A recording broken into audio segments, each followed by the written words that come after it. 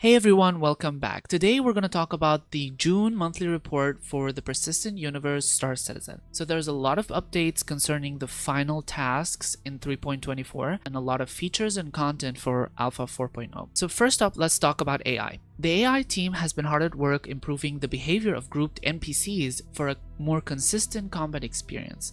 They've added an object that represents the group, sharing perception information at the right times. This means that whenever you encounter a group NPC in the game, they will delegate information, talk via radio, and communicate with each other in order to understand where your location is, how to behave a certain way. So this means designers can now tailor combat experiences better and even simulate radio communication between NPCs, making combat more realistic and challenging. This also allows them to cheat a behavior for a situation where communication between group members would be expected via radio, preventing NPCs from doing a full first reaction when they would already know about the fight. I think this is incredible if it works. Like if the AI works and then you would see one guy and then he noticed you and then he calls up his buddies and guess what? There's an intruder, and then it cascades, the information gets relayed to the team. Is going to be gradual, which I think is pretty cool. This is just the first implementation and the team will be playtesting and balancing it to ensure it's both realistic and understandable. Next, there's also a new team within the AI group called the Game Intelligent Development Tools, or GIDT. Their goal is to improve AI tools and processes like enhancing the Apollo subsumption editor with Apollo StarScript for a better user experience. So this is just their internal tools they use in order to develop the AI. They're also working on a long-term AI functionalities, including quantum simulation and the battle system. The quantum simulation, if you guys don't know, is basically the dynamic economy for Star Citizen. So whatever they're working on here with regards to AI is really great to hear that they're taking actual steps, and we're hearing about it, about developing the quantum simulation regarding future long-term AI functionalities, which I think is really great. On the ship AI side, functionality was added to point defense cannons that allows them to track and shoot missiles.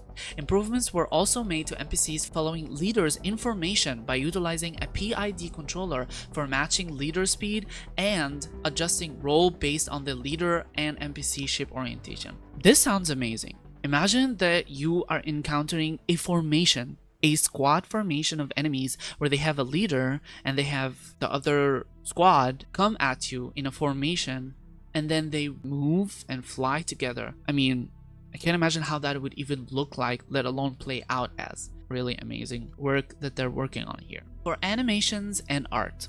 On the animation front, the team continues to fix technical issues, animate new assets, and create animations for various new creatures. In the character art department, they're making progress on specialized armors, updating utility armor, and even working on new beards and hairstyles. Work on a lot of new creatures really excite me because I love creatures. I love the copiums. You know, I wish I could trade livestock, but who knows when will that come.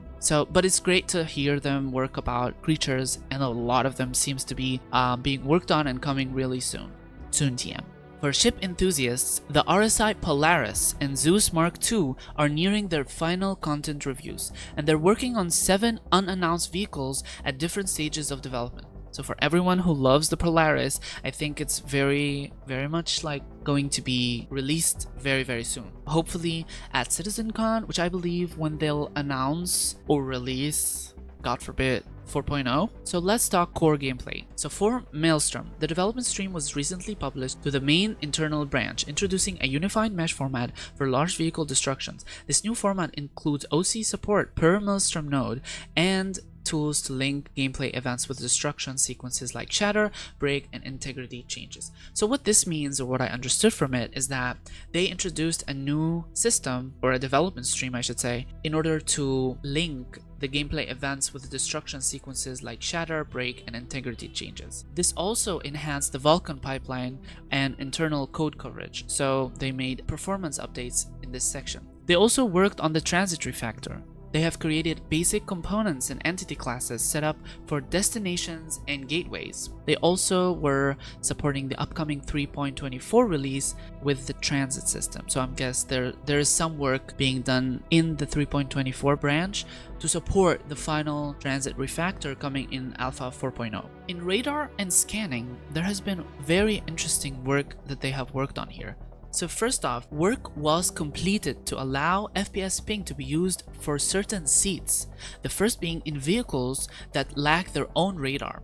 Work continued on the highlighting effect caused by FPS ping. So the UI that you see that I basically use whenever it's nighttime because I can't see anything. So I think they're talking about that. With the devs now able to apply different colors for different factors, such as hostility, several other parameters were added to the highlight effect to allow the fine-tuning of visuals, including fade, timeout, inclusion, fill, and outline. This is huge for scanning. Imagine that you scan and you see like a red outline or a red color that showcases that this area is hostile, or a green color that shows that this area has, minerals. This will enhance drastically the radar and scanning system as a whole. So this is really exciting updates here. The team also submitted the framework for a system that allows the design to begin tagging which scan producer specific radars run. What does this mean? Well, for example, medical scanners may see health information while police scanners can detect contraband. So this is also a huge deal. The first thing that came to mind is the bounty hunter career, because I believe that it's the same work. If you can differentiate the scan producer's specific radar scans or radar runs, then there will be specific scans for bounty hunters to which they could scan NPCs and see if they're in a database. Basically, are they criminal or not? But this is what came to mind when I read this. So this is also huge. This means that you could see more information when you scan with a medical helmet about the health of an individual. And you do the same with the police. You can see contraband in a vehicle or a person that you're scanning. The progress here is very substantial. They have also introduced something called the delta signatures for action like ping, activation, and quantum boost. This mechanic has vehicles emit signatures with certain actions are performed. So if you ping something, this delta signature increase. This is from my understanding. And also the activation of a quantum boost does the same. Also the changing of master modes also increases your delta signatures. So they also worked on the UI to notify players when they detect a delta signature. If someone is hiding from you in an asteroid field and they're trying to run away, right? So they activate like the nav mode. You would detect the signature, you would detect the delta signature, and it will notify you, okay, someone is trying to run away over there and using the nav mode. Another thing is that, okay, you're activating quantum boost. This will also increase your delta signature. Every single update that they showcased in this report it's really great news for me to hear. This was a summary of the core gameplay section. Now again, I will leave the full report in the description below if you want more details or if something wasn't really clarified enough in this video. So I highly encourage you to read the full report in the description below. For the economy section, the economy team progressed with tasks for Pyro, including setting up the shops and sorting out any related issues. They also continued implementing the effort versus reward algorithm, which I talked about in my previous video. You can watch the video in the description below. But in summary, this is an algorithm that calculates the amount of reward that a player gets based on the amount of effort that they put into the mission. So for example, how difficult the mission is, how long it takes, so that the mission rewards are balanced according to the risk and time invested by the player. Support was also provided for the upcoming changes to cargo and cargo missions too. So there's a lot of hauling missions updates and it's very exciting. As mentioned in the last month report, the team worked on rebalancing the prices for entire sets of items, including vehicle components, power plants, coolers, shields, etc., FPS weapon attachments, ammunition, consumables, and commodities. The team's ongoing work involved a new economy for quantum and hydrogen fuel to ensure that refueling isn't a chore while maintaining the narrative feel of a large universe with unique economies spread across different star systems. There's a lot of exciting economy updates being worked on there, but this is just the first steps into developing the quantum simulation, which is the end goal for Star Citizen's dynamic economy. So it's great to see that they're working on these systems right now, which means we're getting closer and closer to the full quantum simulation system. For graphics and VFX Programming and Planet Tech team, improved Vulkan stability, performance, and memory usage. They also enhanced global illumination, which I'm very excited about. I saw CitizenCon version and it looked amazing, which I can't wait. But hopefully it's optimized. They also enhanced the gas cloud visuals and fire hazard effect. They also added new VFX and shaders for jump points and other features. I still can't wait to jump to Pyro and see those VFX in action. In-game branding, they worked on signage for Pyro, graffiti for Ruin Station, and new location projects. For Interactables, when I saw the sneak peek or the picture that they put, I got super excited. So with Interactables, they completed liquid and hazardous containers for blockade runner missions. And they showed this picture. This picture essentially means that some commodities are hazardous and might explode and damage either the ship, the player if a player is near it, or any other commodities around it. And this is really exciting and adds a lot of depth to the cargo hauling mission. If that is a part of the blockade runner missions, then I'm more excited now than ever to try these missions out. We haven't heard much about it. I'm really excited about that. It also adds a lot of logistic gameplay. Where are you going to put these hazardous items? You don't want to put it outside or right in front, to which any stray bullet that might come your way would explode everything. Okay, you want to put it in the back or protect it somehow. This is a gameplay loop in and of itself. So for the lighting, they focused on Alpha 4.0 tasks, which include lighting for new environments and planets in Pyro. And for the location, the landing zone team spent part of the month fixing bugs for cargo alongside adding to the variety of modules available for Pyro Station.